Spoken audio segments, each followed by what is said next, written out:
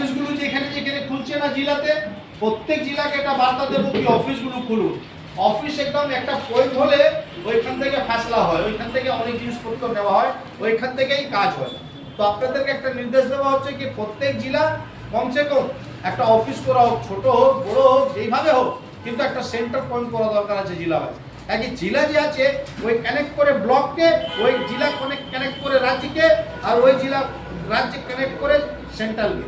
তো আপনাদেরকে বলছি প্রত্যেক যে ড্রাইভার ভাই আছেন, আমাদের এআরটিএ মেম্বার আছেন, একটু মেহনত করতে হবে, একটু লাগতে হবে, একটু কাজ করতে হবে, নাহলে জবাবদিহি হবে।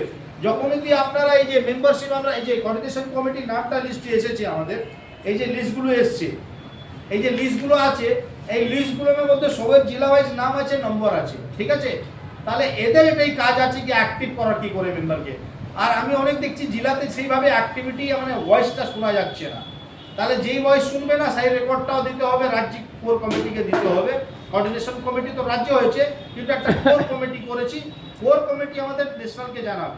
আর হেল্পলাইন গ্রুপ করেছি, হেল্পলাইন ওইখানে হেল্প পাবেন আপনি, যে কোর কমিটিকে ডিস্টার্ব করবেন না, সেন্ট্রাল কমিটিকে ডিস্টার্ব করবেন না, সেন্ট্রাল কমিটিকে ডাইরেক্ট কল করবেন না। যখন রাজ্যে কোর কমিটি আর কোঅর্ডিনেশন কমিটি যখন আপনার কথা না শুনে